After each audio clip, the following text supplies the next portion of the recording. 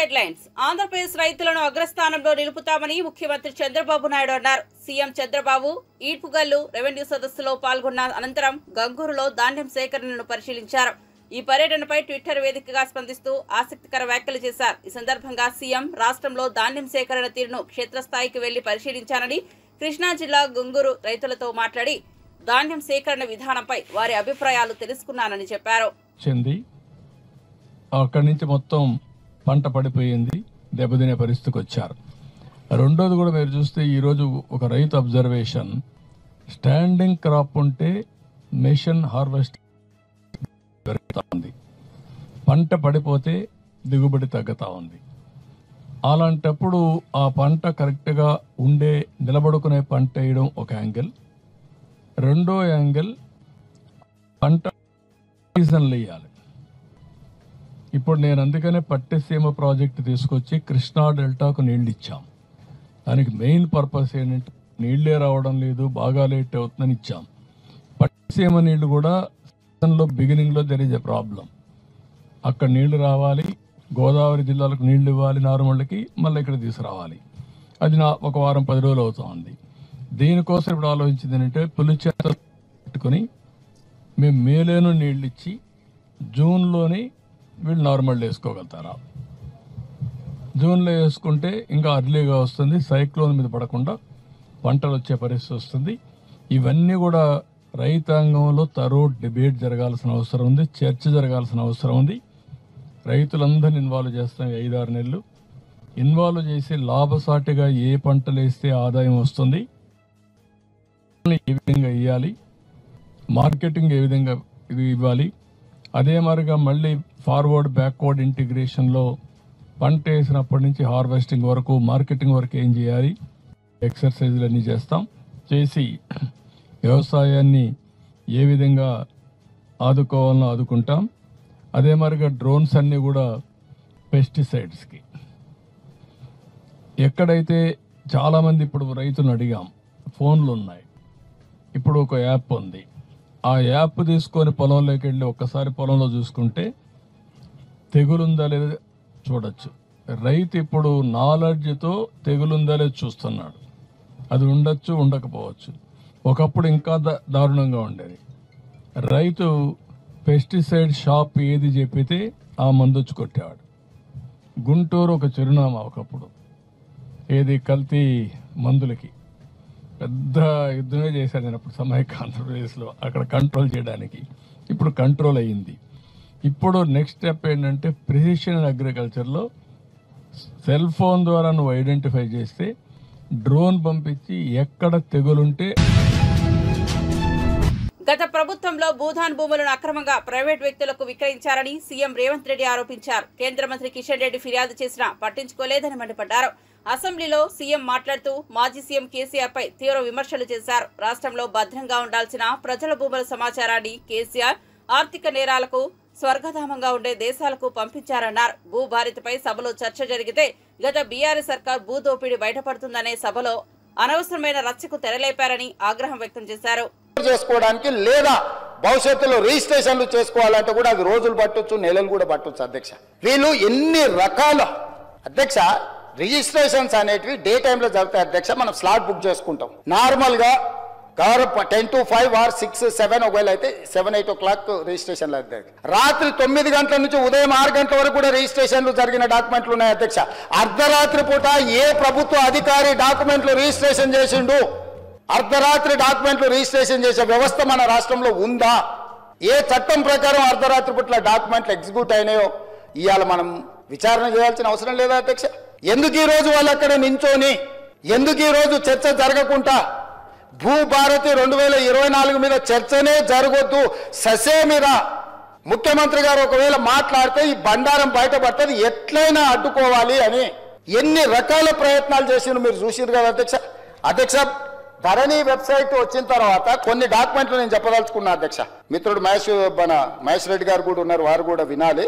కిషన్ రెడ్డి గారు స్వయంగా తిమ్మాపూర్ ఆయన సొంతూరులో భూదాన్ భూములకు సంబంధించి కిషన్ రెడ్డి గారు అపోజిషన్ లీడర్ ఉన్నప్పుడు వాళ్ళు కంప్లైంట్ చేసిండు. అధ్యక్ష, 100 ఎకరాల భూదాన్ భూమిని డాక్యుమెంట్లు మార్చే పరిస్థితి ఉన్నది, వాటి కాపాడు ఉండని. ఈ రోజు కేంద్ర మంత్రి అధ్యక్ష కిషన్ రెడ్డి గారు, గతంలో హోంశాఖ మంత్రి అధ్యక్ష, ఆ కిషన్ రెడ్డి గారు ఫిర్యాదు చేసిన భూములను కూడా భూదాన్ భూములను కందుకూరు మండలం తిమ్మాపూర్ గ్రామం కిషన్ రెడ్డి కేంద్ర హోంశాఖ మంత్రిగా ఉన్నప్పుడే ప్రైవేట్ వ్యక్తుల పేర్ల మీద ప్రైవేటు భూముల పేరు మీద భూదాన్ భూములను మార్చి భూములను అమ్మేసి దాని వెనకాల ఉన్నది ఎవరో తేలాలి అధ్యక్ష. నేను వచ్చిన తర్వాత ఎఫ్ఐఆర్ చేయించిన అధ్యక్ష.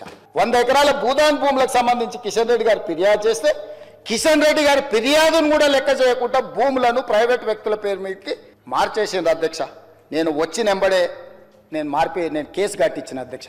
రంగారెడ్డి, సంగారెడ్డి, మేడ్చల్ లాంటి జిల్లాలే కాదు ఇతర ప్రాంతాలలో కొన్ని వేల ఎకరాల ప్రభుత్వ భూములను యజమానుల పేర్లు మార్చడమే కాదు కొత్త కొత్త అన్ని తయారు చేసి వాటి అన్నిటిని కూడా సిద్దిపేట రకరకాల ఒక్క దగ్గర అని కాదు నాగారము ఒక ప్లేస్ అని కాదు అధ్యక్ష. ఇవాళ నేను ఎందుకు కిషన్ రెడ్డి గారితో ప్రస్తావిస్తున్నా అంటే ఈరోజు ఆయన యూనియన్ క్యాబినెట్ మినిస్టర్ అధ్యక్ష. ఆయన సొంతూరులో ఆయన ఫిర్యాదు చేస్తే కూడా భయం లేకుండా భూదాన్ భూములను బదిలీ చేసి ప్రైవేట్ వ్యక్తులకు పట్టా భూముల కింద రిజిస్ట్రేషన్ చేసింది అధ్యక్ష. నేను వచ్చిన తర్వాత కిషన్ రెడ్డి గారు కూడా ఫిర్యాదు చేస్తే దీని మీద చర్యలు తీసుకోకపోతే ఎట్లా అని నేను ఎంక్వైరీకి ఆర్డర్ ప్లేస్ చేసి క్రిమినల్ కేసు బుక్ చేసిన అధ్యక్ష. ఈ వెబ్సైట్ ఓనర్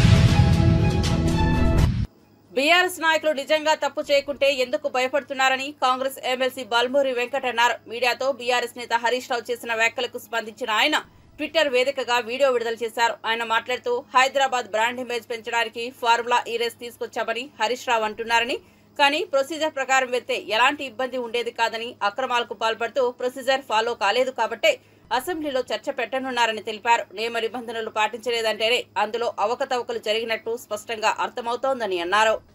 కేటీఆర్ గారు పదే పదే హైదరాబాద్ రాష్ట్ర అభివృద్ధి కోసము లేదా సిటీ డెవలప్మెంట్ కోసము నేను ఏదైతే ఈ రేసింగ్ ప్రాజెక్ట్ ని తీసుకురావడం జరిగిందని చెప్పి మాట్లాడుతున్నాను. ప్రొసీజర్ ప్రకారంగా సిస్టమ్ ప్రకారంగా ఏ రకంగా అయితే దేన్నన్నా ఏ ప్రాజెక్ట్ నన్నా లేకపోతే ఏ టెండర్ ప్రక్రియనన్నా ఏదన్నా కూడా యాజ్ పర్ ప్రొసీజర్ ప్రకారంగా చేస్తే ఎటువంటి తప్పులేదు. కానీ నీ సొంత లాభాలని ఏదైతే సంబంధించి హైదరాబాద్ బ్రాండ్ ఇమేజ్ పెంచడానికి ఉపయోగపడుతుందని చెప్పి నేను చేసిన అక్రమంగా చేసిన ఆ రకంగా నువ్వు ఏ కార్యక్రమాన్ని చేసి ఉంటే 100% ప్రొసీజర్ ప్రకారంగా సంబంధించిన డిపార్ట్మెంట్ దానిపైన ఎంక్వైరీ చేస్తే ఎంక్వైరీలో నువ్వు తప్పు అని నిర్ధారణకు వస్తే 100% జైలుకు వెళ్లాల్సిన పరిస్థితి ఏర్పడుతుంది. దానికి పదే పదే నేను జైలుకు వెళ్తే భయపడను, జైలుకు వెళ్ళినా నేను స్లిమ్ అయి వస్తా, జైలుకు వెళ్లిన తర్వాత యోగా చేసి నేను సీఎం అయితా అని చెప్పి మాట్లాడే నువ్వు మరి ఎంక్వైరీలే కాకముందు అసలు ఏమీ బయటపడకముందు పదే పదే జైలుకు వెళ్తా అనే భయం ఎందుకు నీలో కనబడుతుంది అంటే స్పష్టంగా ఏదైతే హైదరాబాద్ బ్రాండ్ ఇమేజ్ పేరు పైన నీ కుటుంబ ఇమేజ్ పెంచుకోనికి ఏదైతే ఆర్థికంగా స్థిరపడనికి నువ్వు ఏదైతే తప్పుదోవలో అడ్డగోలుగా అడ్డదారిగా వివరించినావని నీ యొక్క మాటలతో నీ వైఖరితో చాలా స్పష్టంగా కనబడుతుంది. 100% హైదరాబాద్ బ్రాండ్ ఇమేజ్ పేరిట ఏదైతే అక్రమంగా నిధులు ఏమన్నా కొన్ని ఖాతాల్లో జమై అప్పుడు ప్రొసీజర్ ఇంప్రాపర్ గా ఏమన్నా తెలంగాణకి సంబంధించిన ఫండ్స్ మిస్యూజ్ అయ్యింటే ఆ సంబంధించిన డిపార్ట్మెంట్ ఎంక్వైరీ చేస్తుంది. 100% దాంట్లో దోషులుగా తేలిన వాళ్ళని కఠినంగా శిక్షించడం జరుగుతుంది. నువ్వు ఏదైతే నీ సొంత లాభాల కోసం నువ్వు రేపు పొద్దున చేసిన తప్పులకి జైల్లోకి పోతే తెలంగాణలో ఉన్న లా అండ్ ఆర్డర్ ని డిస్టర్బ్ చేసే విధంగా నీ సొంత లాభాల కోసం చేసిన పనులకి బీఆర్ఎస్ పార్టీ కార్యకర్తలకి ఊర్లకి గ్రామాలకి మాట్లాడుతూ ఏదైతే ప్రెస్ ద్వారా ఏదైతే వాళ్ళందరూ కూడా నన్ను జైల్లో పెడితే లా అండ్ ఆర్డర్ ని డిస్టర్బ్ చేయాలని చెప్పని ఈ రకంగా ఒక శాసనసభ్యులుగా బాధ్యతగా మంత్రిగా నువ్వు ఏ రకంగా పని చేయలేకపోయినావు. ఈ రోజు కనీసం ఒక శాసనసభ్యులుగా నువ్వు తప్పు చేసింది ఆ తప్పుని ఒప్పుకోవాలి. ఒప్పుకోకుండా ఈ రకంగా లా అండ్ ఆర్డర్ ని డిస్టర్బ్ చేసి ఏదో ఘనకార్యం చేసినా తెలంగాణ రాష్ట్రం కోసం ఏదో బాగు చేసినా అనే విధంగా మాట్లాడే నీ యొక్క అహంకారంతో పూరిత వ్యాఖ్యల్ని ఇప్పటికన్నా మానుకోవాలని చెప్పి కల్వకుంట్ల తారక రామారావుని హెచ్చరిస్తున్నా. ఆంధ్రప్రదేశ్ ఉప ముఖ్యమంత్రి పవన్ కళ్యాణ్ పార్వతీపురం మన్యం జిల్లాలో పర్యటించారు. మక్కువ మండలం బాగుజోల గ్రామంలో 9 కోట్లతో నిర్మిస్తున్న రోడ్లకు శంకుస్థాపన చేశారు. గ్రామంలో ఏర్పాటు చేసిన ఫోటో ఎగ్జిబిషన్ ను తిలకించారు. గిరిజన మహిళలతో కలిసి సరదాగా డాన్స్ చేశారు.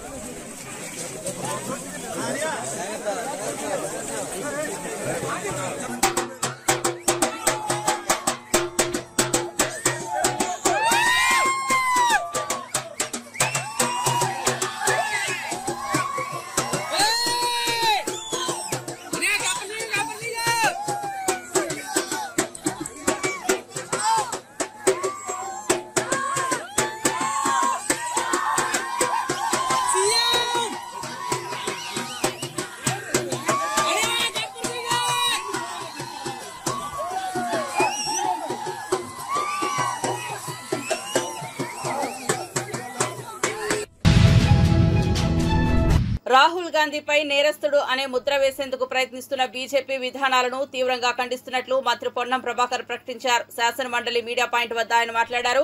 ప్రజాస్వామ్య వ్యవస్థలో పార్లమెంట్ అత్యున్నత వ్యవస్థ అని అన్నారు. పార్లమెంట్లోకి ప్రవేశించే ద్వారం దగ్గర ప్రతిపక్ష పార్లమెంట్ సభ్యులను లోక్సభ ప్రతిపక్ష నాయకుడు రాహుల్ గాంధీతో సహా ఇతర నాయకులను పార్లమెంట్ లోపలికి వెళ్లకుండా దారికి అడ్డం నిల్చొని నిరోధించే ప్రయత్నం చేశారని ఆరోపించారు.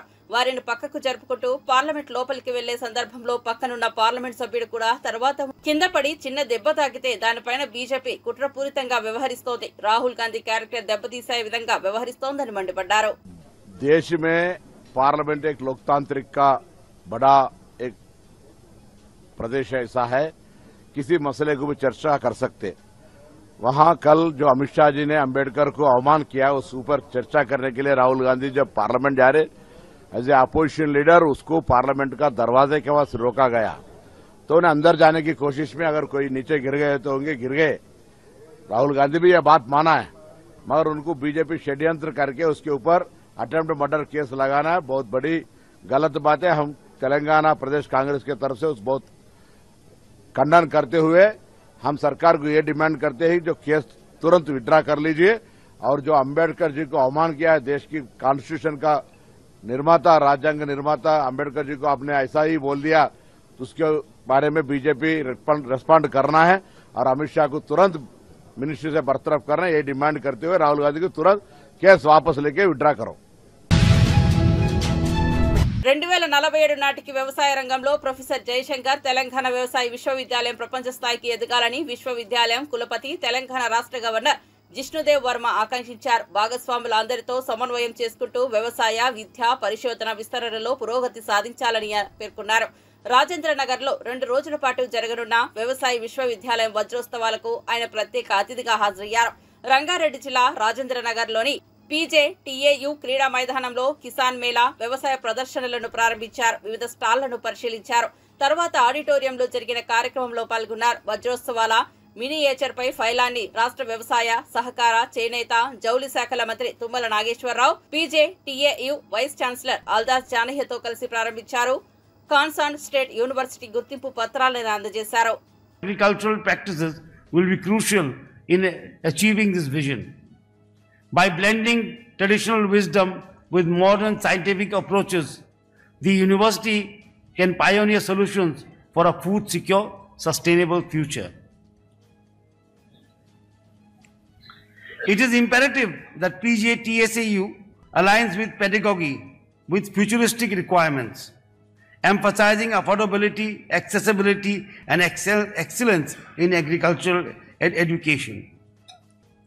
The recent initiatives to fill vacant academic positions and reduce fees demonstrate a commitment to making education inclusive and impactful. As we celebrate this Diamond Jubilee, let us honor the university's glorious path and chart an ambitious course for its future. By 2047, I envision PGTSAU as a global leader in agricultural innovation, research and sustainability. Achieving this vision will require collaborative efforts from all stakeholders, supported by robust policies and sustained investments. On this momentous occasion of the Golden Jubilee of PGTSAU, I once again extend my heartfelt compliments to the teaching faculty, non-teaching staff, students, and the esteemed alumni who form the backbone of this illustrious institution. Together, this dynamic community has built a legacy of learning, innovation, and service that not only uplifts agriculture, but also serves as an example of hope and progress for the nation. Let me wish you all again a happy Diamond Jubilee. And I am told that this university was inaugurated by our late Prime Minister Lal Bahadur Shastri Ji, who coined the eternal slogan of Jai Jawan, Jai Kisan, which both the nation requires both Jawans and Kisan. Once for the Jawans for AP deputy CM Pawan Kalyan అభిమానులకు చురకలంటించారు. నన్ను పని చేసుకోనివ్వండి, నేను బయటకు వస్తే నా మీద పడిపోతే నేను ఏమీ పని చేయలేను. ఓజీ అనిస్తే పనులు జరగవు. సినిమాల మోజులో పడి హీరోలకు జేజేలు కొట్టి మీ జీవితంలో బాధ్యతలు మర్చిపోతున్నారని అన్నారు. అంటే నా కోరిక ఒకటేనంటే నన్ను పని చేసుకునేవాడిని. మీరు నా మీద పడిపోతే రోడ్డు వేసారని ఇందాక అడుగుతా ఉన్నా. రోడ్డు వేద్దామంటే కనిపించలేరు. మీ అందరూ దండం పెడతాను బాబు, నాకు రోడ్డు చూడండి ఇవ్వండి అని. ఓజీ అంట.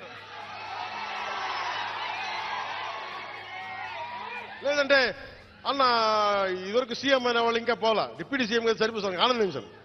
ఇంకా అవి కాకుండా నేను అనేది ఏంటంటే యువతకు కానీ ఆడపడుచులకు కానీ పెద్దలకు కానీ నేను వచ్చి మీకు నన్ను పని చేస్తే మీ భవిష్యత్తుకే మంచిది. నన్ను చుట్టుముట్టారనుకోండి, పని చేయాలి కదా.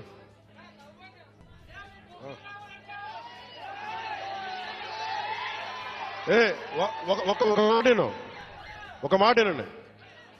ఉత్తరాంధ్రలో మీరు తెలుగు నేర్పించిన నేల ఇది. వాడుక భాష నేర్పించిన నేల ఇది. తిరుగుబాటు అంటే నేర్పించిన నేల ఇది. అంటే మనల్ని ఎవరన్నా దోపిడీ చేస్తుంటే ఎదురు తిరిగే నేల ఇది. మీరు ఈరోజు ఏమైపోయారంటే మీరు సినిమాల మోజులో పడిపోయి మీరు పోస్టర్లు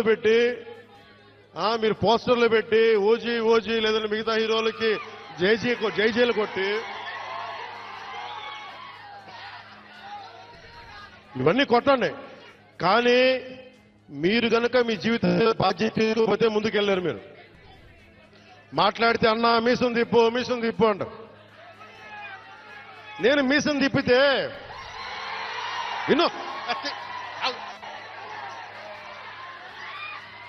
మీసం తిప్పితే రోడ్లు పడవు. అర్థమైందా? నేను ఛాతీ కొట్టుకుంటే రోడ్లు పడవు. నేను వెళ్ళి ప్రధానమంత్రి గారికి దండం పెట్టి ముఖ్యమంత్రి గారి దృష్టికి ఆ సమస్య తీసుకెళ్తే రోడ్లు పడతాయి. అందుకని మీసాలు తిప్పడాలు, ఛాతీలు కొట్టుకోవడాలు నాకు చేతగా.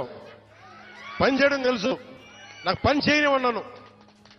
అందుకని మీ అందరికీ మరోమారు ధన్యవాదాలు చెప్పుకుంటూ,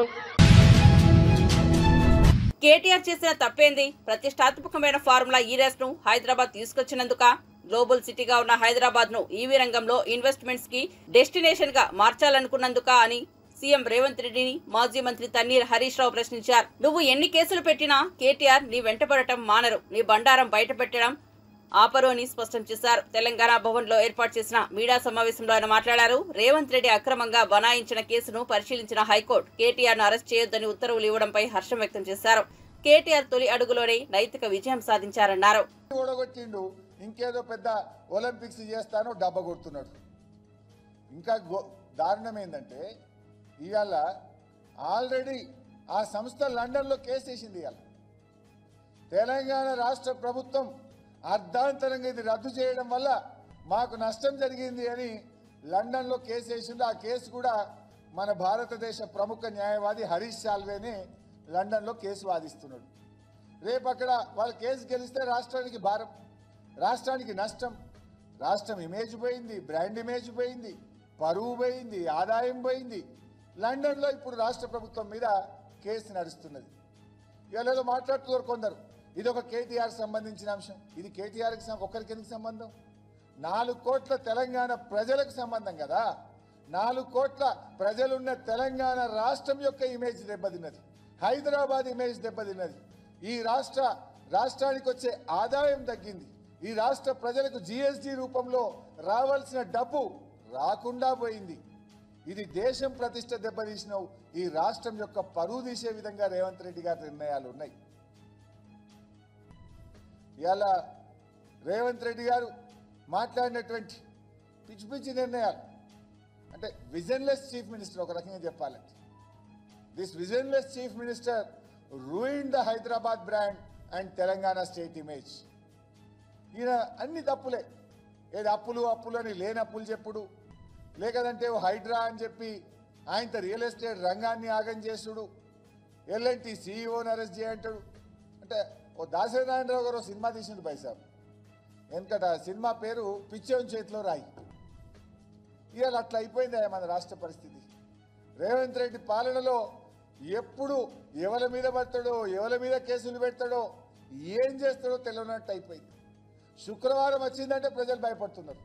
ఏ ఇల్లు గులగొడతాడో, ఎవరిని అరెస్ట్ చేస్తాడో, ఈ శుక్రవారం ఏం చేస్తాడో అన్నట్టు తయారైపోయింది రేవంత్ రెడ్డి పాలన. అసలు ఇట్లాంటి పరిస్థితుల్లో ఈ రాష్ట్రానికి పెట్టుబడులు వస్తాయా?